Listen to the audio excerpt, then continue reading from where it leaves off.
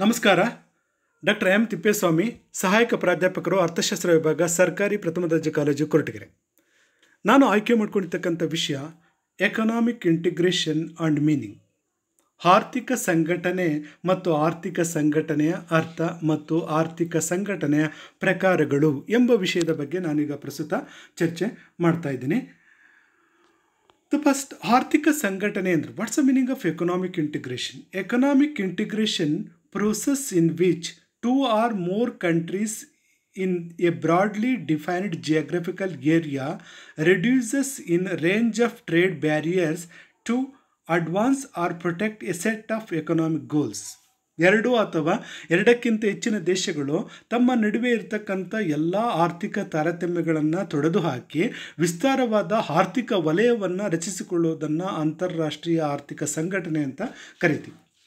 ನೋಡಿ, ಜಾಗತಿಕ ಮಟ್ಟದಲ್ಲಿ ಇತ್ತೀಚಿನ ವರ್ಷಗಳಲ್ಲಿ ಈ ಒಂದು ಆರ್ಥಿಕ ಸಂಘಟನೆ ಅಂತಕ್ಕಂಥದ್ದು ರಚನೆ ಆಗ್ತಾ ಇದೆ. ಯಾಕೆ ರಚನೆ ಆಗ್ತಾ ಇದೆ ಅಂತಂದರೆ, ಅಂತಾರಾಷ್ಟ್ರೀಯ ವ್ಯಾಪಾರದಲ್ಲಿ ಎರಡು ರೀತಿಯ ವ್ಯಾಪಾರವನ್ನು ನಾವು ನೋಡ್ತೀವಿ. ಒಂದು ಮುಕ್ತ ವ್ಯಾಪಾರ ನೀತಿ, ಇನ್ನೊಂದು ರಕ್ಷಣಾ ವ್ಯಾಪಾರ ನೀತಿ.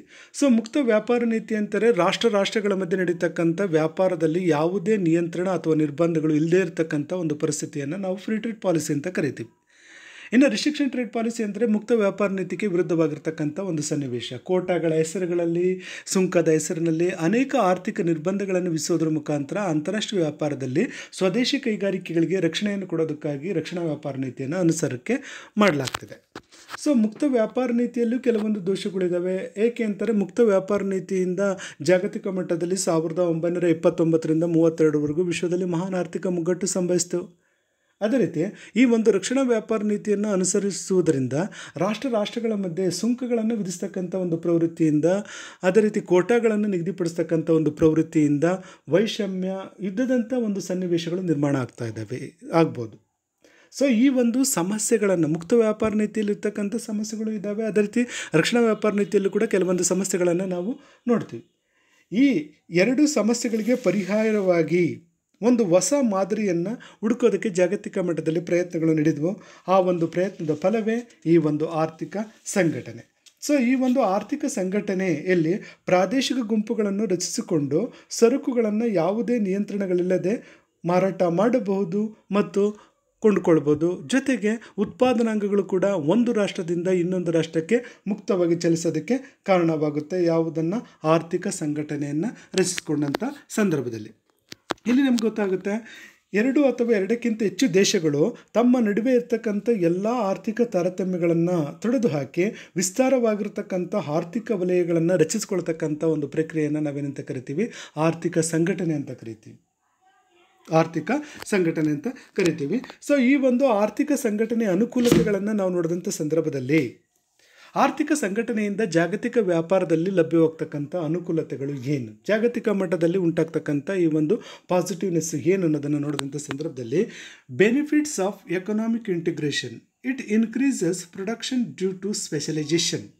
ಅಂದರೆ ಆರ್ಥಿಕ ವಲಯಗಳನ್ನು ರಚಿಸಿಕೊಂಡಂಥ ಸಂದರ್ಭದಲ್ಲಿ ಉತ್ಪಾದನೆಯಲ್ಲಿ ವೈಶಿಷ್ಟ್ಯತೆಗಳನ್ನು ಸಾಧಿಸಲು ಸಾಧ್ಯವಾಗುತ್ತದೆ. ಒಂದು ದೇಶ ಆ ರಾಷ್ಟ್ರದಲ್ಲಿ ಲಭ್ಯವಿರತಕ್ಕಂಥ ಸಂಪನ್ಮೂಲಗಳ ಸಹಾಯದಿಂದ ಕೆಲವೊಂದು ಸರಕುಗಳನ್ನು ಉತ್ಪಾದನೆ ಮಾಡ್ತಕ್ಕಂಥ ವಿಚಾರದಲ್ಲಿ ವೈಶಿಷ್ಟ್ಯತೆಯನ್ನು ಪಡೆಯಬಹುದು.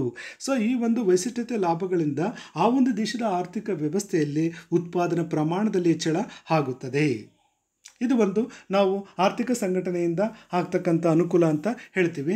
ಇನ್ನು second benefit of the economic integration is called, it's leads to better exploitation of economics of scale resulting in higher output. ಅಂದರೆ ಉತ್ಪಾದನೆಯಲ್ಲಿ ಹೆಚ್ಚಳದಿಂದ ಆರ್ಥಿಕ ಮಿತವ್ಯಯಗಳನ್ನು ನೋಡಬಹುದು. ಯಾವುದರಿಂದ? ಆರ್ಥಿಕ ಸಂಘಟನೆಗಳಿಂದ. ಈ ಒಂದು ಆರ್ಥಿಕ ಸಂಘಟನೆಯನ್ನು ರಚನೆ ಮಾಡಿಕೊಂಡ ಸಂದರ್ಭದಲ್ಲಿ ಒಂದು ದೇಶದ ಆರ್ಥಿಕ ವ್ಯವಸ್ಥೆಯಲ್ಲಿ ಉದ್ಯಮಗಳು ಸಾಕಷ್ಟು ಪ್ರಮಾಣದಲ್ಲಿ ಸರಕುಗಳನ್ನು ಉತ್ಪಾದನೆ ಮಾಡೋದಕ್ಕೆ ಸಾಧ್ಯ ಆಗುತ್ತೆ. ಅದರಿಂದ ರಫ್ತು ಪ್ರಮಾಣ ಹೆಚ್ಚಾಗುತ್ತೆ, ಉದ್ಯಮ ಸಾಕಷ್ಟು ದೊಡ್ಡ ಪ್ರಮಾಣದಲ್ಲಿ ಬೆಳೆಯುತ್ತೆ. ಇದರಿಂದ ಆ ಒಂದು ಉದ್ಯಮದ ವ್ಯವಸ್ಥೆಯಲ್ಲಿ ಆಂತರಿಕ ಮತ್ತು ಬಾಹ್ಯ ಮಿತವ್ಯಯಗಳನ್ನು ನೋಡೋದಕ್ಕೆ ಸಾಧ್ಯ ಆಗುತ್ತದೆ. ಇದು ಒಂದು ಅನುಕೂಲ ಅಂತಲೇ ಹೇಳ್ಬೋದು. Next importance of economic integration is called, the standard of living of the people increases, large employment opportunities and rise in national incomes. ಅಂದರೆ ಆರ್ಥಿಕ ವಲಯದ ರಚನೆಯಿಂದ ಆದಾಯ ಮತ್ತು ಉದ್ಯೋಗಾವಕಾಶಗಳ ವೃದ್ಧಿಗೆ ಕಾರಣವಾಗಿ ಆ ದೇಶದಲ್ಲಿರ್ತಕ್ಕಂಥ ಜನರ ಜೀವನ ಮಟ್ಟದಲ್ಲಿ ಸುಧಾರಣೆಯಾಗುತ್ತದೆ. ಯಾವಾಗ ಈ ಒಂದು ಆರ್ಥಿಕ ಸಂಘಟನೆ ರಚನೆಯಿಂದ ಉದ್ಯಮಗಳ ಬೆಳವಣಿಗೆ ಆಗ್ತಾ ಹೋದಂತೆಲ್ಲ ಆದಾಯದ ಪ್ರಮಾಣ ಹೆಚ್ಚಾಗುತ್ತೆ, ಎಂಪ್ಲಾಯ್ಮೆಂಟ್ ಆಪರ್ಚುನಿಟಿ ಹೆಚ್ಚಾಗ್ತವೆ. ಇದರಿಂದ ಜನರ ಈ ಒಂದು ಸರಾಸರಿ ಅನುಭವ ಪ್ರವೃತ್ತಿ ಹೆಚ್ಚಾಗಿ ಅವರ ಜೀವನ ಮಟ್ಟದಲ್ಲಿ ಸುಧಾರಣೆ ಆಗುತ್ತದೆ. And also it's leads to better allocation of resources among members countries ಅಂತಲೇ ಹೇಳ್ಬೋದು. ಸದಸ್ಯ ದೇಶಗಳ ನಡುವೆ ಸಂಪನ್ಮೂಲಗಳ ದಕ್ಷ ಬಳಕೆಗೆ ಅವಕಾಶ ಲಭ್ಯವಾಗುತ್ತದೆ. ಯಾವುದರಿಂದ? ಆರ್ಥಿಕ ಸಂಘಟನೆಯನ್ನು ರಚಿಸಿಕೊಳ್ಳುವುದರಿಂದ ಒಂದು ದೇಶದಲ್ಲಿ ಲಭ್ಯವಿರತಕ್ಕಂಥ ಎಲ್ಲ ರೀತಿಯ ಸಂಪನ್ಮೂಲಗಳನ್ನು ಪೋಲಾಗದ ರೀತಿಯಲ್ಲಿ ದಕ್ಷ ರೀತಿಯಿಂದ ಬಳಕೆ ಮಾಡಿಕೊಳ್ಳಬಹುದು. So another importance of economic integration, it's increases the volume of trade. ಅಂದರೆ ಅಂತಾರಾಷ್ಟ್ರೀಯ ವ್ಯಾಪಾರದ ಪ್ರಮಾಣದ ಹೆಚ್ಚಳಕ್ಕೆ ಕಾರಣವಾಗುತ್ತದೆ. ಅಂತಾರಾಷ್ಟ್ರೀಯ ವ್ಯಾಪಾರದ ಪ್ರಮಾಣದಲ್ಲಿ ಹೆಚ್ಚಳಕ್ಕೆ ಕಾರಣ ಆಗುತ್ತದೆ. And also it's improve the terms of trade of the regional group. ಆರ್ಥಿಕ ವಲಯವನ್ನು ರಚಿಸಿಕೊಂಡ ದೇಶಗಳ ನಡುವೆ ವ್ಯಾಪಾರದ ಕರಾರುಗಳನ್ನು ಉತ್ತಮಗೊಳಿಸಲು ಅವಕಾಶಗಳಿರುತ್ತವೆ. ವ್ಯಾಪಾರದ ಕರಾರುಗಳನ್ನು ಉತ್ತಮಗೊಳಿಸ್ಕೊಳ್ಳೋದಕ್ಕೆ ಅವಕಾಶ ಇರುತ್ತೆ. And also it's increase the economic efficiency within the group due to increased consumption among members. ತಮ್ಮಲ್ಲೇ ಪೈಪೋಟಿಗೆ ಅವಕಾಶ ಮಾಡಿಕೊಡುವುದರಿಂದ ಆರ್ಥಿಕ ದಕ್ಷತೆಯ ಪ್ರಮಾಣದಲ್ಲಿ ಹೆಚ್ಚಳ ಆಗುತ್ತದೆ. ಆರ್ಥಿಕ ದಕ್ಷತೆಯ ಪ್ರಮಾಣ ಹೆಚ್ಚುತ್ತಾ ಹೋದಂತೆಲ್ಲ ಉತ್ಪಾದನೆ ಮತ್ತು ಗುಣಮಟ್ಟ ಹೆಚ್ಚಾಗುತ್ತದೆ. ಉತ್ಪಾದನೆ ಮತ್ತು ಗುಣಮಟ್ಟದ ಹೆಚ್ಚಳದಿಂದ ದೇಶದ ಪ್ರಗತಿ ಅಂತಕ್ಕಂಥದ್ದು ಸಾಧ್ಯ ಆಗುತ್ತೆ ಅಂತ ಹೇಳ್ಬೋದು. ಸೊ ಇವಿಷ್ಟು the benefits of economic integration, ಆರ್ಥಿಕ ಸಂಘಟನೆಯಿಂದ ಆಗ್ತಕ್ಕಂಥ ಅನುಕೂಲತೆಗಳಂತ ಹೇಳ್ತೀವಿ. ಈಗ ಆರ್ಥಿಕ ಸಂಘಟನೆಯ ವಿಧಾನಗಳು, ಟೈಪ್ಸ್ ಆಫ್ ಎಕನಾಮಿಕ್ ಇಂಟಿಗ್ರೇಷನ್. ಅಂತಾರಾಷ್ಟ್ರೀಯ ಆರ್ಥಿಕ ಸಂಘಟನೆಗಳು ಬೇರೆ ಬೇರೆ ರೀತಿಯಲ್ಲಿ ನಡೆಯುತ್ತವೆ. ಒಂದು ಸಂಘಟನೆ ವಿಧಾನಗಳು ಅಂತಂದರೆ the first one is free trade area, ಮುಕ್ತ ವ್ಯಾಪಾರ ವಲಯ ಅಂತ ನಾವು ಹೇಳ್ತೀವಿ. So economic integration where in the members countries remove tariffs and other trade barriers among themselves, but each member retains its own tariff, trade restrictions and commercial policies with non member countries. ಅಂದರೆ ಮುಕ್ತ ವ್ಯಾಪಾರ ವಲಯದಲ್ಲಿ ತಮ್ಮ ನಡುವೆ ಸುಂಕಗಳು ಮತ್ತು ಇತರೆ ರಕ್ಷಣಾ ವಿಧಾನಗಳನ್ನು ತೊಡೆದು ಹಾಕಿ ಬೇರೊಂದು ದೇಶದ ನಡುವೆ ತನ್ನದೇ ಆದ ಸುಂಕ ವ್ಯಾಪಾರ ಮತ್ತು ವಾಣಿಜ್ಯ ನೀತಿಯನ್ನು ಅನುಸರಿಸುವ ದೇಶಗಳ ಗುಂಪನ್ನು ಮುಕ್ತ ವ್ಯಾಪಾರ ವಲಯ ಎಂದು ಕರೆಯಲಾಗುತ್ತದೆ. ಅಂದರೆ ಈ ಒಂದು ಸಂಘಟನೆಯಲ್ಲಿ ಇರ್ತಕ್ಕಂಥ ರಾಷ್ಟ್ರಗಳ ನಡುವೆ ಸುಂಕಗಳು ಮತ್ತು ರಕ್ಷಣಾ ವ್ಯಾಪಾರ ನೀತಿಗೆ ಸಂಬಂಧಪಟ್ಟಿರ್ತಕ್ಕಂಥ ಎಲ್ಲ ಅಂಶಗಳನ್ನು ತೊಡೆದು ಹಾಕಿ ಆ ಸಂಘಟನೆಯನ್ನು ಹೊರತುಪಡಿಸಿ ಬೇರೆ ದೇಶಗಳ ನಡುವೆ ತಮ್ಮದೇ ಆಗಿರ್ತಕ್ಕಂಥ ಸುಂಕ ಮತ್ತು ವ್ಯಾಪಾರ ವಾಣಿಜ್ಯ ನೀತಿಯನ್ನು ಅನುಸರಿಸ್ತಕ್ಕಂಥ ದೇಶಗಳ ಗುಂಪನ್ನು ನಾವೇನಂತ ಕರಿತೀವಿ? ಫ್ರೀ ಟ್ರೇಡ್ ಏರಿಯಾ ಅಂತ ಕರಿತೀವಿ. ಸೊ ಈ ಒಂದು ಫ್ರೀ ಟ್ರೇಡ್ ಏರಿಯಾಕ್ಕೆ ಉದಾಹರಣೆ ಆಗಿರ್ತಕ್ಕಂಥ ಈ ಒಂದು ಏರಿಯಾಸ್ ಅಂತ ಅಂದರೆ ಒಂದು European free trade association, another one is Latin American free trade area. ಇವು the best examples of free trade areas. The first one is European free trade association, another one is Latin American free trade area ಅಂತಲೇ ನಾವು ಹೇಳ್ಬೋದು. So another one is ಸುಂಕಕೂಟ, customs union. The participating countries adopt a common external tariffs and commercial policy on imports from the outside world and abolish all tariffs and trade barriers among themselves. ಸುಂಕಕೂಟಗಳನ್ನು ರಚಿಸಿಕೊಳ್ಳುವ ದೇಶಗಳು ತಮ್ಮ ನಡುವಿನ ವ್ಯಾಪಾರದಲ್ಲಿ ಎಲ್ಲ ರೀತಿಯ ಸುಂಕಗಳು ಮತ್ತು ವ್ಯಾಪಾರ ನಿಯಂತ್ರಣಗಳನ್ನು ತೆಗೆದುಹಾಕಿಕೊಂಡು ಕೂಟದ ಸದಸ್ಯರಲ್ಲದ ದೇಶಗಳೊಂದಿಗೆ ಒಂದೇ ರೀತಿಯ ಸುಂಕ ಮತ್ತು ವಾಣಿಜ್ಯ ನೀತಿಯನ್ನು ಅನುಸರಿಸಲಾಗುತ್ತದೆ.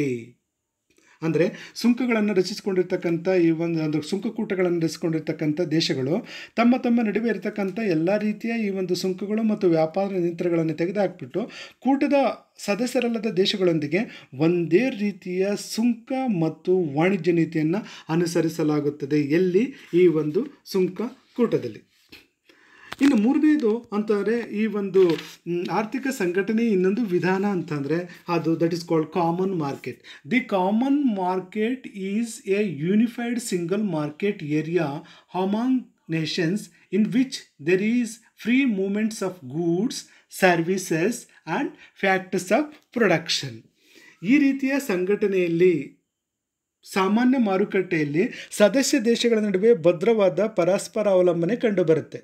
ಈ ಒಂದು ಸಂಘಟನೆಯಲ್ಲಿ ಸರಕು ಮತ್ತು ಸೇವೆಗಳ ಮುಕ್ತ ಚಲನೆಯ ಜೊತೆಗೆ ಉತ್ಪಾದನಾಂಗಗಳು ಕೂಡ ಮುಕ್ತವಾಗಿ ಒಂದು ರಾಷ್ಟ್ರದಿಂದ ಇನ್ನೊಂದು ರಾಷ್ಟ್ರಕ್ಕೆ ಚಲಿಸೋದಕ್ಕೆ ಅವಕಾಶ ಇರುತ್ತೆ. ಇದನ್ನು ನಾವು ಕಾಮನ್ ಮಾರ್ಕೆಟ್ ಅಂತ ಹೇಳ್ತೀವಿ. So another one is economic union. The economic union is the highest form of economic integration among nations. It involves harmonization of monetary, physical and other economic policies. ಅಂತಾರಾಷ್ಟ್ರೀಯ ಆರ್ಥಿಕ ಸಂಘಟನೆಗಳ ವಿಧಾನದಲ್ಲಿಯೇ ಅತ್ಯಂತ ದೊಡ್ಡದು ಮತ್ತು ವಿಸ್ತಾರವಾದದ್ದೆಂದರೆ ಅದು ಆರ್ಥಿಕ ಸಮುದಾಯ ಅಂತಲೇ ಹೇಳ್ತೀವಿ. ಇಂಥ ಕೂಟಗಳಲ್ಲಿ ಸರಕುಗಳ ಮತ್ತು ಉತ್ಪಾದನಾಂಗಗಳ ಮಾರುಕಟ್ಟೆಗಳನ್ನು ಸಂಘಟಿಸುವುದರ ಜೊತೆಗೆ ಕೈಗಾರಿಕಾ ವಾಣಿಜ್ಯ, ಹಣಕಾಸು, ಖಜಾನೆ ಮತ್ತು ಇತರ ನೀತಿಗಳಲ್ಲಿ ಬಡಂಬಡಿಕೆಗಳನ್ನು ಸಾಧಿಸಲಾಗಿರುತ್ತದೆ. ಎಲ್ಲಿ? ಆರ್ಥಿಕ ಸಮುದಾಯದಲ್ಲಿ. ಈ ಒಂದು ಆರ್ಥಿಕ ಸಮುದಾಯಕ್ಕೆ ಒಂದು ಜಾಗತಿಕ ಮಟ್ಟದಲ್ಲಿ ಬೆಸ್ಟ್ ಎಕ್ಸಾಂಪಲ್ ಅಂತಂದರೆ that is called European economic community ಅಂತಲೇ ಹೇಳ್ತೀವಿ. ಯುರೋಪಿಯನ್ ಆರ್ಥಿಕ ಸಮುದಾಯಕ್ಕೆ ಒಂದು ಬೆಸ್ಟ್ ಎಕ್ಸಾಂಪಲ್ ನಾವು ಯಾವುದು ಹೇಳ್ತೀವಿ ಅಂತಾರೆ? ಯುರೋಪಿಯನ್ ಎಕನಾಮಿಕ್ ಕಮ್ಯುನಿಟಿ ಅಂತಲೇ ಹೇಳ್ತೀವಿ. EEC ಅಂತ ಹೇಳ್ತೀವಿ. ನೆಕ್ಸ್ಟು ಈ ಒಂದು ಸುಂಕಕೂಟ ಸಿದ್ಧಾಂತ. The theory of customs union was first developed by Professor Jacob Weiner in 1950. ಈ ಸುಂಕಕೂಟ ಸಿದ್ಧಾಂತವನ್ನು ಜೇಕಬ್ ವೈನರ್ ಅವರು 1950ರಲ್ಲಿ ಮೊದಲ ಬಾರಿಗೆ ಅಭಿವೃದ್ಧಿಪಡಿಸಿದ್ದಾರೆ. ಅಂತಾರಾಷ್ಟ್ರೀಯ ವ್ಯಾಪಾರ ಕ್ಷೇತ್ರದಲ್ಲಿ ತಾರತಮ್ಯ ಸುಂಕ ನೀತಿಯನ್ನು ಅನುಸರಿಸಿದಾಗ ಉಂಟಾಗುವ ಪರಿಣಾಮಗಳನ್ನು ಸುಂಕಕೂಟ ಸಿದ್ಧಾಂತ ಅಧ್ಯಯನ ಮಾಡುತ್ತದೆ. ಅಂದರೆ ಅಂತಾರಾಷ್ಟ್ರೀಯ ವ್ಯಾಪಾರದಲ್ಲಿ ತಾರತಮ್ಯ ಸುಂಕ ನೀತಿಯನ್ನು ಅನುಸರಿಸಿದಂಥ ಸಂದರ್ಭದಲ್ಲಿ ಇದರಿಂದ ಜಾಗತಿಕ ಆರ್ಥಿಕ ವ್ಯವಸ್ಥೆಯ ಮೇಲೆ ಉಂಟಾಗ್ತಕ್ಕಂಥ ಪರಿಣಾಮಗಳನ್ನು ಅಥವಾ ದೇಶದ ಆರ್ಥಿಕ ಮೇಲೆ ಉಂಟಾಗ್ತಕ್ಕಂಥ ಪರಿಣಾಮಗಳನ್ನು ವಿವರಿಸುತ್ತದೆ. ಯಾವುದು? ಸುಂಕಕೂಟ ಸಿದ್ಧಾಂತ ಅಂತ ಹೇಳ್ತೀವಿ. ಈ ಒಂದು ಸುಂಕಕೂಟ ರಚನೆಯಿಂದ ಅಥವಾ ಸುಂಕಕೂಟದಿಂದ ಆಗ್ತಕ್ಕಂಥ ಈ ಒಂದು ಪರಿಣಾಮಗಳು, what are the effects of customs union? ಸುಂಕಕೂಟ ರಚನೆಯಿಂದ ಅನೇಕ ರೀತಿಯ ಪರಿಣಾಮಗಳನ್ನು ನಾವು ನೋಡ್ತೀವಿ. ಆ ಒಂದು ಪರಿಣಾಮಗಳಲ್ಲಿ ಕೆಲವು ಪ್ರಮುಖವಾಗಿರ್ತಕ್ಕಂಥ ಪರಿಣಾಮಗಳು ಅಂತಾರೆ. ಒಂದು, ಉತ್ಪಾದನೆ ಮೇಲೆ ಯಾವ ರೀತಿ ಪರಿಣಾಮ ಉಂಟಾಗುತ್ತದೆ. ಎರಡನೇದು, ಅನುಭೋಗದ ಮೇಲೆ ಯಾವ ರೀತಿ ಪರಿಣಾಮ ಉಂಟಾಗುತ್ತದೆ. ಆರ್ಥಿಕ ಕಲ್ಯಾಣದ ಮೇಲೆ ಯಾವ ರೀತಿ ಪರಿಣಾಮ ಉಂಟಾಗುತ್ತದೆ. ಹಾಗೆಯೇ ಚಲನಾತ್ಮಕವಾಗಿರ್ತಕ್ಕಂಥ ಪರಿಣಾಮಗಳು ಹೇಗೆ ಒಂದು ದೇಶದ ಆರ್ಥಿಕ ವ್ಯವಸ್ಥೆಯಲ್ಲಿ ಉಂಟಾಗುತ್ತವೆ ಅನ್ನೋದನ್ನು ನೋಡಿದಂಥ ಸಂದರ್ಭದಲ್ಲಿ ಈ ಒಂದು ಸುಂಕಕೂಟ ರಚನೆಯಿಂದ ಸುಂಕಕೂಟವನ್ನು ರಚಿಸಿಕೊಂಡಾಗ ಕೂಟದ ಸದಸ್ಯ ರಾಷ್ಟ್ರಗಳ ನಡುವಿನ ವ್ಯಾಪಾರದಲ್ಲಿ ಯಾವುದೇ ನಿಯಂತ್ರಣಗಳು ಇರುವುದಿಲ್ಲ. ಅಂದರೆ ಸುಂಕಕೂಟವನ್ನು ರಚಿಸಿಕೊಂಡಿರ್ತಕ್ಕಂಥ ರಾಷ್ಟ್ರಗಳ ನಡುವೆ ವ್ಯಾಪಾರದಲ್ಲಿ ಯಾವುದೇ ನಿಯಂತ್ರಣಗಳು ಇರೋದಿಲ್ಲ. ಆದರೆ ಸದಸ್ಯರಲ್ಲದ ದೇಶಗಳ ಸರಕುಗಳ ಮೇಲೆ ಏಕರೀತಿಯ ಸುಂಕಗಳನ್ನು ವಿಧಿಸಲಾಗುತ್ತದೆ. ಈ ರೀತಿ ವ್ಯಾಪಾರ ನೀತಿಯನ್ನು ಅನುಸರಿಸುವುದರಿಂದ ಭೌಗೋಳಿಕವಾಗಿ ತಾರತಮ್ಯ ನಡೆಸಿದಂತಾಗುತ್ತದೆ. ಈ ಒಂದು ತಾರತಮ್ಯ ಸುಂಕ ನೀತಿಯಿಂದ ಆರ್ಥಿಕ ವ್ಯವಸ್ಥೆಯ ಮೇಲೆ ಉಂಟಾಗ್ತಕ್ಕಂಥ ಪರಿಣಾಮಗಳನ್ನು ವಿಶ್ಲೇಷಿಸುತ್ತದೆ. ಯಾವುದು? ಸುಂಕಕೂಟ ಸಿದ್ಧಾಂತ. ಈ ಒಂದು ಸುಂಕಕೂಟ ಸಿದ್ಧಾಂತದಿಂದ ಈ ಉಂಟಾಗ್ತಕ್ಕಂಥ ಪರಿಣಾಮಗಳನ್ನು ವಿಶ್ಲೇಷಣೆ ಮಾಡಿದಂಥ ಸಂದರ್ಭದಲ್ಲಿ ಒಂದು ಎಫೆಕ್ಟ್ ಅಂತಾರೆ ಉತ್ಪಾದನೆ ಮೇಲೆ ಯಾವ ರೀತಿ ಪರಿಣಾಮ ಉಂಟಾಗುತ್ತದೆ. ಸುಂಕಕೂಟಗಳನ್ನು ರಚಿಸಿಕೊಳ್ಳುವುದರಿಂದ ಉತ್ಪಾದನಾ ಪರಿಣಾಮಗಳು ವ್ಯಾಪಾರ ಸೃಷ್ಟಿ ಅಥವಾ ನಿರ್ಮಾಣ ಹಾಗೂ ವ್ಯಾಪಾರ ವಿಚ್ಛೇದದ ಅಥವಾ ಹೊರಳಿಕೆಯ ಪರಿಣಾಮಗಳನ್ನು ಅವಲಂಬಿಸಿರುತ್ತದೆ. ಏಕೆಂದರೆ ಸುಂಕಕೂಟಗಳನ್ನು ರಚಿಸಿಕೊಂಡಾಗ ಕೂಟ ರಚಿಸಿಕೊಂಡಿರುವ ದೇಶಗಳೊಳಗೆ ವ್ಯಾಪಾರ ಸೃಷ್ಟಿಯಾಗುತ್ತದೆ ಹಾಗೂ ಕೂಟದಿಂದ ಹೊರಗುಳಿದ ದೇಶದಿಂದ ವ್ಯಾಪಾರ ಕೂಟ ರಚಿಸಿಕೊಂಡ ದೇಶಗಳಿಗೆ ಹೊರಳುತ್ತದೆ. ವ್ಯಾಪಾರ ನಿರ್ಮಾಣ ಮತ್ತು ವ್ಯಾಪಾರ ಹೊರಳುವಿಕೆ ಅಂತಕ್ಕಂಥವು ಈ ಒಂದು ಸುಂಕಕೂಟದಿಂದ ಉಂಟಾಗ್ತಕ್ಕಂಥ ಪರಿಣಾಮಗಳು ಅಂತ ಹೇಳ್ತೀವಿ. ಇವುಗಳನ್ನು ನಾವು ಉತ್ಪಾದನೆ ಮೇಲೆ ಉಂಟಾಗ್ತಕ್ಕಂಥ ಪರಿಣಾಮಗಳು ಅಂತ ಹೇಳ್ತೀವಿ. ನೆಕ್ಸ್ಟು, ಅನುಭೋಗದ ಮೇಲೆ ಯಾವ ರೀತಿಯ ಪರಿಣಾಮ ಉಂಟಾಗುತ್ತದೆ. The formation of customs union also leads to an expansion of consumption. ಅನುಭೋಗದ ಮೇಲೆ ಉಂಟಾಗ್ತಕ್ಕಂಥ ಪರಿಣಾಮ. ಸುಂಕಕೂಟ ರಚನೆಯಿಂದ ಒಟ್ಟು ಅನುಭೋಗದ ಮೇಲೆ ಉಂಟಾಗ್ತಕ್ಕಂಥ ಪರಿಣಾಮವನ್ನು ಅನುಭೋಗ ಪರಿಣಾಮ ಅಂತ ಕರಿತೀವಿ. ಸುಂಕಕೂಟ ರಚನೆಯ ನಂತರ ಕೂಟದ ಒಳಗಡೆ ಇರುವ ಸದಸ್ಯ ದೇಶಗಳಲ್ಲಿ ಅತ್ಯಂತ ಕಡಿಮೆ ಬೆಲೆ ಹೊಂದಿರುವ ದೇಶದಿಂದ ಸರಕುಗಳನ್ನು ಆಮದು ಮಾಡಿಕೊಳ್ಳಬಹುದು. ಬೆಲೆ ಯಾವ ದೇಶದಲ್ಲಿ ಕಡಿಮೆ ಇರುತ್ತೋ ಆ ಒಂದು ದೇಶದಿಂದ ಸರಕುಗಳನ್ನು ಆಮದು ಮಾಡಿಕೊಳ್ಳೋದಕ್ಕೆ ಅವಕಾಶವನ್ನು ಕಲ್ಪಿಸಿಕೊಡುತ್ತೆ. ಯಾವುದು? ಈ ಒಂದು ಸುಂಕಕೂಟ ರಚನೆ. ಸೊ ಇದರಿಂದ ಆ ಒಂದು ದೇಶದಲ್ಲಿರ್ತಕ್ಕಂಥ ಅನುಭೋಗಿಗಳಿಗೆ ಕಡಿಮೆ ಬೆಲೆಯಲ್ಲಿ ಸಾಕಷ್ಟು ಪ್ರಮಾಣದಷ್ಟು ಸರಕುಗಳು ಲಭ್ಯವಾದಾಗ ಆಗ ಆ ದೇಶದಲ್ಲಿರ್ತಕ್ಕಂಥ ಜನರ ಸರಾಸರಿ ಅನುಭೋಗ ಪ್ರವೃತ್ತಿ ಹೆಚ್ಚಾಗುತ್ತದೆ. ಸೊ ಇದನ್ನು ನಾವೇನಂತ ಕರಿತೀವಿ, ಸುಂಕಕೂಟ ರಚನೆಯಿಂದ ಉಂಟಾಗ್ತಕ್ಕಂಥ ಈ ಒಂದು ಅನುಭೋಗದಲ್ಲಿ ಉಂಟಾಗ್ತಕ್ಕಂಥ ಬದಲಾವಣೆಯನ್ನು ಅನುಭೋಗದ ಪರಿಣಾಮ ಎಂದು ಕರೆಯಲಾಗುತ್ತದೆ. ಸೊ ಇನ್ನೊಂದು ನಿವ್ವಳ ಆರ್ಥಿಕ ಕಲ್ಯಾಣದ ಪರಿಣಾಮ. ಸುಂಕಕೂಟ ರಚನೆಯು ವ್ಯಾಪಾರ ನಿರ್ಮಾಣವನ್ನುಂಟು ಮಾಡಿ ಉತ್ಪಾದನೆ ಹೆಚ್ಚಲು ಹಾಗೂ ಆರ್ಥಿಕ ಕಲ್ಯಾಣ ವೃದ್ಧಿಯಾಗಲು ಕಾರಣವಾಗುತ್ತದೆ. ಸುಂಕಕೂಟಗಳನ್ನು ರಚನೆ ಮಾಡುವುದರಿಂದ ಇನ್ನೊಂದು ಪರಿಣಾಮ ಏನಂತ ಅಂತಂದರೆ ಉತ್ಪಾದನೆ ಹೆಚ್ಚಲು ಹಾಗೂ ಆರ್ಥಿಕ ಕಲ್ಯಾಣ ವೃದ್ಧಿಯಾಗಲು ಕಾರಣವಾಗುತ್ತದೆ. ಯಾಕೆಂತಂದರೆ ಸುಂಕಕೂಟ ರಚನೆಯಿಂದ ಸುಂಕಕೂಟದಲ್ಲಿರ್ತಕ್ಕಂಥ ರಾಷ್ಟ್ರಗಳಿಂದ ಯಾವ ದೇಶದಲ್ಲಿ ಕಡಿಮೆ ಬೆಲೆ ಹೊಂದಿರುತ್ತೋ ಆ ದೇಶದಿಂದ ಸರಕುಗಳನ್ನು ಮುಕ್ತವಾಗಿ ಆಮದು ಮಾಡ್ಕೊಳ್ಳೋದಕ್ಕೆ ಅವಕಾಶ ಆಗುತ್ತೆ. ಇದರಿಂದ ದೇಶೀಯ ಬೆಲೆಗಿಂತ ಕಡಿಮೆ ಬೆಲೆಯಲ್ಲಿ ವಿದೇಶಿ ಸರಕುಗಳು ಲಭ್ಯವಾದಾಗ ಆಗ ಜನರ ಈ ಒಂದು ಅನುಭೋಗದ ಉಳಿತಾಯ ಲಭ್ಯವಾಗುತ್ತದೆ. ಆದ್ದರಿಂದ ಅವರು ಸಾಕಷ್ಟು ಪ್ರಮಾಣದಲ್ಲಿ ಸರಕುಗಳನ್ನು ಕೊಂಡುಕೊಳ್ತಾರೆ. ಅವರ ಸರಾಸರಿ ಅನುಭೋಗ ಪ್ರವೃತ್ತಿ ಹೆಚ್ಚಾಗುತ್ತೆ. ಅವರ ಅನುಭೋಗದ ಪ್ರವೃತ್ತಿ ಯಾವಾಗ ಹೆಚ್ಚಾಗುತ್ತೋ ಅವರ ಜೀವನ ಮಟ್ಟದಲ್ಲಿ ಸುಧಾರಣೆ ಆಗುತ್ತೆ. ಜೀವನ ಮಟ್ಟದಲ್ಲಿನ ಸುಧಾರಣೆಯನ್ನು ನಾವೇನಂತ ಕರಿತೀವಿ, ಎಕನಾಮಿಕ್ ವೆಲ್ಫೇರ್ ಅಂತ ಕರಿತೀವಿ. ಸೊ ಈ ಒಂದು ಸುಂಕಕೂಟ ರಚನೆಯಿಂದ ಆರ್ಥಿಕ ವ್ಯವಸ್ಥೆ ನಿವ್ವಳ ಆರ್ಥಿಕ ಕಲ್ಯಾಣದ ಪರಿಣಾಮಗಳನ್ನು ನಾವು ನೋಡ್ಬೋದು. ಇನ್ನೊಂದು ಸುಂಕಕೂಟ ರಚನೆಯಿಂದ ಆಗ್ತಕ್ಕಂಥ ಚಲನಾತ್ಮಕ ಪರಿಣಾಮಗಳ ಬಗ್ಗೆ ನಾವು ನೋಡಿದಂಥ ಸಂದರ್ಭದಲ್ಲಿ ಕೆಲವೊಂದು ಜನ ಆರ್ಥಿಕ ತಜ್ಞರು ಸುಂಕಕೂಟ ರಚನೆಯು ವ್ಯಾಪಾರ ನಿರ್ಮಾಣ ಮತ್ತು ವ್ಯಾಪಾರ ಒಳಗೆ ಪರಿಣಾಮಗಳನ್ನು ಸ್ಥಿರ ಪರಿಣಾಮಗಳೆಂದು ಪರಿಗಣಿಸಿ ಸುಂಕಕೂಟ ರಚನೆಯ ಚಲನಾತ್ಮಕ ಪರಿಣಾಮಗಳ ಬಗ್ಗೆ ಹೆಚ್ಚಿನ ಒತ್ತನ್ನು ನೀಡಿದ್ದಾರೆ. ಸೊ ಅವರ ಪ್ರಕಾರ ಸುಂಕಕೂಟ ರಚನೆಯಿಂದ ಉಂಟಾಗ್ತಕ್ಕಂಥ ಚಲನಾತ್ಮಕ ಪರಿಣಾಮಗಳು ಅಂತಂದರೆ ಒಂದು ಆರ್ಥಿಕ ಮಿತವ್ಯಯಗಳು, economics of scale. The formation of customs union, the size of market expands, competition increases, and specialization leading to reduction in cost. This may be due to internal as well as external economic of scale. ಅಂದರೆ ಸುಂಕಕೂಟ ರಚನೆಯು ಮಾರುಕಟ್ಟೆ ವಿಸ್ತಾರಗೊಳ್ಳಲು ಕಾರಣವಾಗುತ್ತದೆ ಹಾಗೂ ಉತ್ಪಾದನೆ ಹೆಚ್ಚಳಕ್ಕೆ ಅವಕಾಶ ಮಾಡಿಕೊಟ್ಟಂತಾಗುತ್ತದೆ. ಉತ್ಪಾದನೆ ಹೆಚ್ಚಳಕ್ಕೆ ಅವಕಾಶ ಲಭ್ಯವಾಗುತ್ತದೆ. ಇದರಿಂದಾಗಿ ಉತ್ಪಾದನೆಯಲ್ಲಿ ವೈಶಿಷ್ಟ್ಯತೆಯನ್ನು ಸಾಧಿಸಲು ಸಾಧ್ಯವಾಗುತ್ತದೆ. ಆಗ ಅದರಿಂದ ಉದ್ಯಮ ಸಂಸ್ಥೆ ಸಾಕಷ್ಟು ಪ್ರಮಾಣದಲ್ಲಿ ಸರಕುಗಳನ್ನು ಉತ್ಪಾದನೆ ಮಾಡ್ತಕ್ಕಂಥ ಒಂದು ಪರಿಸ್ಥಿತಿ ನಿರ್ಮಾಣ ಆಗುತ್ತೆ. ಇದರಿಂದ ಉದ್ಯಮ ಸಂಸ್ಥೆಗೆ ಸಾಕಷ್ಟು ಅನುಕೂಲತೆಗಳು ಲಭ್ಯವಾಗ್ತವೆ. ಈ ರೀತಿಯ ಅನುಕೂಲತೆಗಳನ್ನು ನಾವು ಆಂತರಿಕ ಮತ್ತು ಬಾಹ್ಯ ಮಿತವ್ಯಯಗಳು ಅಂತ ಕರಿತೀವಿ. ಸೊ ಒಂದು ಉದ್ಯಮಕ್ಕೆ ಈ ಒಂದು ಸುಂಕಕೂಟ ರಚನೆಯಿಂದ ಸಾಕಷ್ಟು ಪ್ರಯೋಜನಗಳು ಲಭ್ಯವಾಗೋದ್ರಿಂದ ಆರ್ಥಿಕ ಮಿತವ್ಯಯಗಳನ್ನು ನಾವು ನೋಡಬಹುದು. ಯಾವುದರಿಂದ? ಸುಂಕಕೂಟ ರಚನೆಯಿಂದ.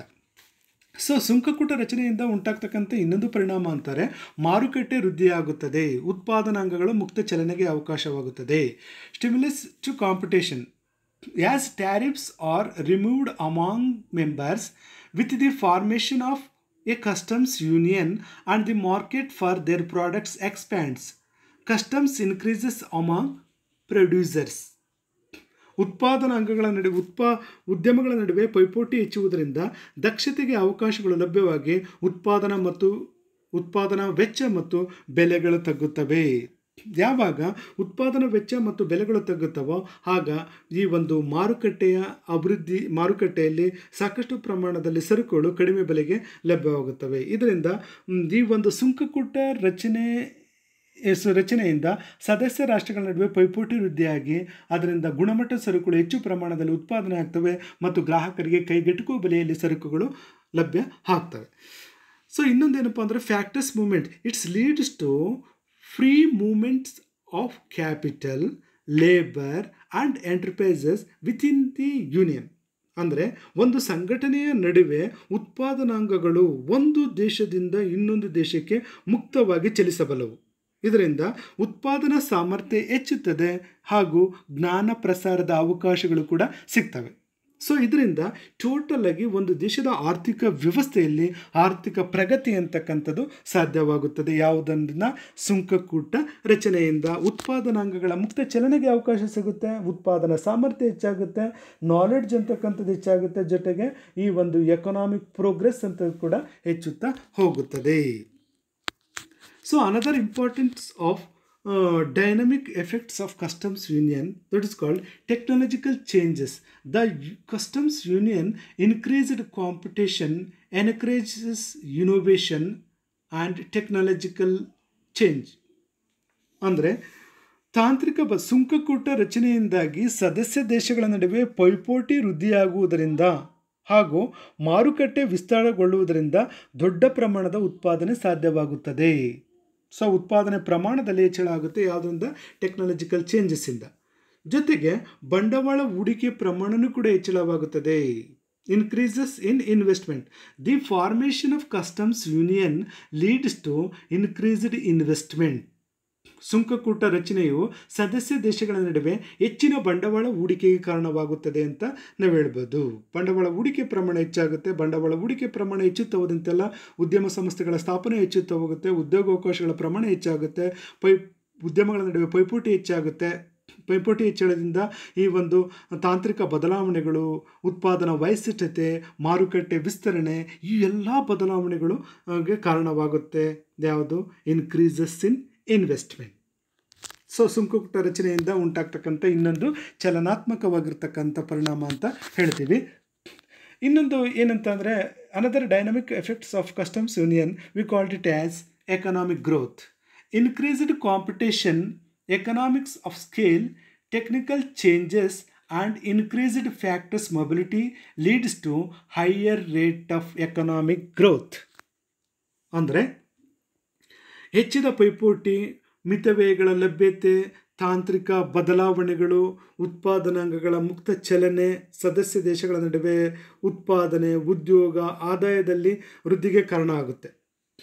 ಇದರಿಂದಾಗಿ ಒಟ್ಟಾರೆ ಒಂದು ದೇಶದ ಆರ್ಥಿಕ ವ್ಯವಸ್ಥೆಯಲ್ಲಿ ಆರ್ಥಿಕ ಪ್ರಗತಿ ಅಂತಕ್ಕಂಥದ್ದು ಸಾಧ್ಯವಾಗುತ್ತದೆ. ಯಾವಾಗ ಸುಂಕಕೂಟ ರಚನೆ ಆದಂಥ ಸಂದರ್ಭದಲ್ಲಿ ಆಗ ಈ ಒಂದು ಸದಸ್ಯ ರಾಷ್ಟ್ರಗಳ ನಡುವೆ ಈ ಒಂದು ಪೈಪೋಟಿ ಅಂತಕ್ಕಂಥದ್ದು ಹೆಚ್ಚಾಗುತ್ತೆ. ಪೈಪೋಟಿ ಹೆಚ್ಚಳದಿಂದ ಗ್ರಾಹಕರಿಗೆ ಕಡಿಮೆ ಬೆಲೆಯಲ್ಲಿ ಸಾಕಷ್ಟು ಪ್ರಮಾಣದ ಸರಕುಗಳು ಲಭ್ಯ ಆಗ್ತವೆ. ಟೆಕ್ನಾಲಜಿಕಲ್ ಚೇಂಜಸ್ ಅಂತಕ್ಕಂಥವು ಕ್ರಿಯೇಟ್ ಆಗ್ತವೆ. ಉತ್ಪಾದನಾಂಗಗಳ ಮುಕ್ತ ಚಲನೆ ಆಗುತ್ತೆ ಒಂದು ರಾಷ್ಟ್ರದಿಂದ ಇನ್ನೊಂದು ರಾಷ್ಟ್ರಕ್ಕೆ. ಸೊ ಈ ಎಲ್ಲ ಬದಲಾವಣೆಗಳಿಂದಾಗಿ ಒಂದು ದೇಶದ ಆರ್ಥಿಕ ವ್ಯವಸ್ಥೆಯಲ್ಲಿ ಉತ್ಪಾದನೆ ಪ್ರಮಾಣದಲ್ಲಿ ಹೆಚ್ಚಳ ಆಗುತ್ತೆ, ಉದ್ಯೋಗದ ಪ್ರಮಾಣದಲ್ಲಿ ಹೆಚ್ಚಳ ಆಗುತ್ತೆ, ರಾಷ್ಟ್ರೀಯ ಆದಾಯದಲ್ಲಿ ವೃದ್ಧಿಯಾಗಲು ಕಾರಣ ಆಗುತ್ತೆ. ಸೊ ಹೀಗೆ ಉತ್ಪಾದನೆ, ಉದ್ಯೋಗ ಮತ್ತು ರಾಷ್ಟ್ರೀಯ ಆದಾಯದಲ್ಲಿ ಯಾವಾಗ ಪ್ರಗತಿ ಸಾಧ್ಯವಾಗುತ್ತದೋ ಅದನ್ನು ನಾವೇನಂತ ಕರಿತೀವಿ? ಎಕನಾಮಿಕ್ ಗ್ರೋತ್ ಅಂತ ಹೇಳ್ತೀವಿ, ಆರ್ಥಿಕ ಪ್ರಗತಿ ಅಂತ ಕರಿತೀವಿ. ಸೊ ಹೀಗೆ ಸುಂಕಕೂಟಗಳನ್ನು ರಚನೆ ಮಾಡಿಕೊಳ್ಳುವುದರಿಂದ ಆಗ್ತಕ್ಕಂಥ ಈ ಒಂದು ಚಲನಾತ್ಮಕ ಪರಿಣಾಮಗಳು. ಈ ಒಂದು ಚಲನಾತ್ಮಕ ಪರಿಣಾಮಗಳಲ್ಲಿ ಆರ್ಥಿಕ ಮಿತವ್ಯಯಗಳು, ಪೈಪೋಟಿ ವೃದ್ಧಿ, ಉತ್ಪಾದನಾಂಗಗಳ ಚಲನೆ, ತಾಂತ್ರಿಕ ಬದಲಾವಣೆ ಮತ್ತು ಬಂಡವಾಳ ಹೂಡಿಕೆ ಪ್ರಮಾಣದಲ್ಲಿ ಹೆಚ್ಚಳಾಗುತ್ತೆ. ಟೋಟಲಾಗಿ ಎಂಟೈರ್ ಎಕನಾಮಿಕ್ ಗ್ರೋತ್ ಅಂತಕ್ಕಂಥದ್ದು ಸಾಧ್ಯ ಆಗುತ್ತೆ. ಸೊ ಹೀಗೆ ನಾವು ಈ ಒಂದು ಆರ್ಥಿಕ ಸಂಘಟನೆ ಅಂದ್ರೇನು, ಈ ಒಂದು ಸಂಘಟನೆಯಿಂದ ಆಗ್ತಕ್ಕಂಥ ಅನುಕೂಲತೆಗಳೇನು, ಜಾಗತಿಕ ಮಟ್ಟದಲ್ಲಿ ಈ ಒಂದು ಆರ್ಥಿಕ ಸಂಘಟನೆ ವಿಧಾನಗಳು ಹೇಗಿದ್ದಾವೆ, ವಿಧಾನಗಳು ಅಂತಾರೆ ಫ್ರೀ ಟ್ರೇಡ್ ಏರಿಯಾ ಹೇಗಿದೆ, ಕಸ್ಟಮ್ಸ್ ಯೂನಿಯನ್ನು, ಅದೇ ರೀತಿ ಈ ಒಂದು common market, economic union or community, ಇವನ್ನ ನಾವೇನಂತ ಕರಿತೀವಿ? ಫಾರ್ಮ್ಸ್ ಆಫ್ ಇಂಟಿಗ್ರೇಷನ್ ಅಂತ ಕರಿತೀವಿ. ಅದೇ ರೀತಿ ಈ ಒಂದು ಸುಂಕಕೂಟ ಸಿದ್ಧಾಂತ, theory of customs union introduced by the famous economist Professor Jacob Weiner in 1950. ಈ ಒಂದು ಸುಂಕಕೂಟ ಸಿದ್ಧಾಂತದ ಈ ಒಂದು ಪರಿಣಾಮಗಳು, ಇವೆಲ್ಲ ವಿಚಾರಗಳನ್ನು ಈ ಒಂದು ವಿಡಿಯೋದಲ್ಲಿ ನಾನು ಚರ್ಚೆ ಮಾಡಿದ್ದೀನಿ. ಧನ್ಯವಾದಗಳು.